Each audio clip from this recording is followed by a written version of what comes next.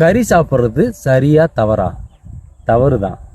ஏன்னா ஒரு விலங்கை கொன்று அதை சமைச்சு நம்ம பிளேட்டுக்கு கொண்டு வராங்க. அதில் வன்முறை இருக்குது. அதனால அது தவறு தான். நானும் நிறைய விவசாயம் பண்ணியிருக்கேன். என்னை சுற்றி நிறைய விவசாயிகள் விவசாயம் பண்ணுறதையும் பார்த்துருக்கேன்.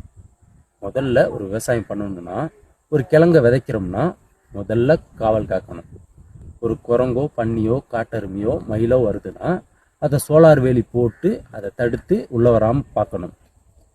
அதை தாண்டி அந்த செடி வளரும் போது அந்த இலையை சாப்பிட புழுக்கள் உருவாகும், வண்டுகள் இருக்கும், பூச்சிகள் இருக்கும். இது எல்லாத்தையுமே பூச்சி மருந்து அடித்து காலி பண்ணிடுவோம். அதோட வயலில் இருக்க பாம்போ எலியோ எல்லாமே செத்து போகும். இத்தனை ப்ராசஸை தாண்டி தான் நம்ம தட்டுக்கு அந்த கிழங்கும் பட்டாணியும் வருது.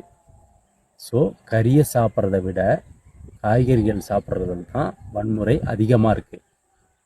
நமக்கு காய்கறிகள் பிடிச்சிருக்கு, காய்கறிகள் சாப்பிட்றோம். அவங்களுக்கு கறி பிடிச்சிருக்கு, கறியை சாப்பிட்றாங்க. அதனால் அவங்கள நம்ம ஜட்ஜ் பண்ண வேண்டிய அவசியமே இல்லை.